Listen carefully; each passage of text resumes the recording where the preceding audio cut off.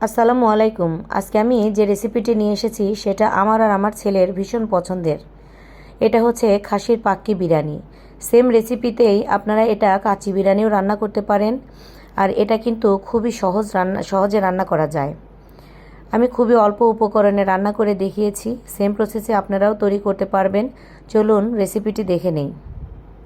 বাড়ি আসার পরে খুবই ঠান্ডা লেগে আমার গলার অবস্থা খুবই খারাপ, বুঝতেই পারছেন।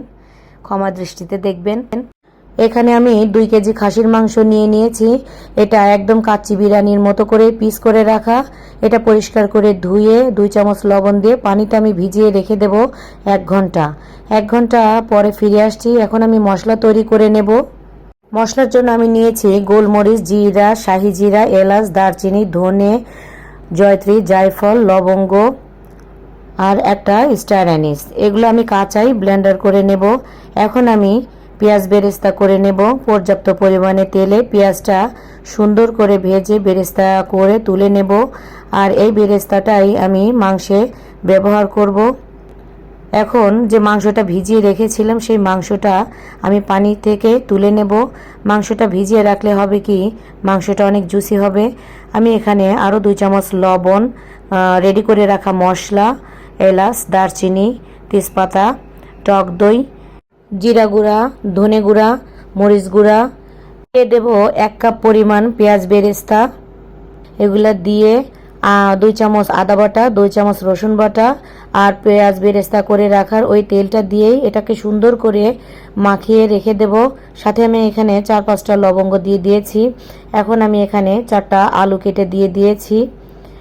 এরপরে আমি চালটা রেডি করে নেব। চালের জন্য লাগছে পর্যাপ্ত পরিমাণে পানি, এলাচ, দারচিনি, শাহি জিরা, তেল আর একদম লবণ বেশি করে দিয়ে দেব যাতে চালের মধ্যে ভালো করে লবণটা ঢোকে। কারণ কাচ্চি বিরিয়ানির যে চালটা রেডি করা থাকে এর মধ্যে পরে আর লবণ দেওয়া যায় না। সেই জন্য এই রান্নার এই পর্যায়ে লবণটা চেক করে নেবেন যে লবণ ঠিক হয়েছে কিনা। 70% সেদ্ধ হয়ে যাওয়ার পরে চালটাকে ছেঁকে রেখে দেব। আমি আগে থেকে মাংসটা চুলায় দিয়ে দিয়েছিলাম। দেখুন বলক উঠে এসেছে। আবার এই মাংস থেকে পানিও বের হয়ে গেছে। আমি এটাকে অনেক ভালো করে সেদ্ধ করে নেব। পানি দিয়ে দিচ্ছি। এখন ঢেকে রান্না করে নেব 1 ঘন্টার মতো, যাতে মাংসটা একদম ভালো মতো সেদ্ধ হয়ে যায়। এই পর্যায়ে আমি লবণ চেক করে দেখেছি, ভালো মতো সেদ্ধও হয়ে গেছে। এখন আমি অর্ধেকের একটু বেশি মাংস তুলে নেব, কারণ আমি এখানে চাল দিয়ে লেয়ার করে নেব। দেখুন আমি কীরকম করে করছি। আমি যে চালটা রেডি করে রেখেছিলাম এখানে পুরোটাই মাংসের উপর দিয়ে বিছিয়ে দেব। তারপরে এর উপর দিয়ে আমি আবারও আরেক লেয়ার মাংস দিয়ে দিচ্ছি। খুবই সিম্পল একটা রেসিপি। দেখুন আমি আরেকটা লেয়ার দিয়ে দিচ্ছি। এখন আমি সবগুলো মাংস দিয়ে দেওয়ার পরে উপরে আরও যে বেঁচে আছে পোলাওটা, সেই পোলাওটা দিয়ে দেব। উপরে আমি দুধের সাথে একটু ফুড কালার দিয়ে মিশিয়ে দিয়েছিলাম, সেটা দিয়ে দিলাম। কেওড়া জল দিয়েছি 1 চামচ, 1 চামচ গোলাপ জল আর উপরে বেরেস্তা ছড়িয়ে দেব।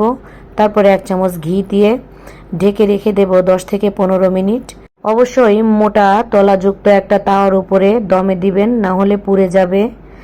দেখুন আমি 10 মিনিট পরে ফিরে আসছি। অনেক সুন্দর মতো সেট হয়ে গেছে। আমি আপনাদের তুলে দেখাচ্ছি। এটা এত পারফেক্ট আর এত মজার হয়েছে, এটা নাকি কাচ্চি ভাইয়ের মতো হয়েছে খেতে। দেখুন কত জুসি। এটা আমার কথা না, এটা আমার ছেলে আর আমার হাজব্যান্ডের কথা।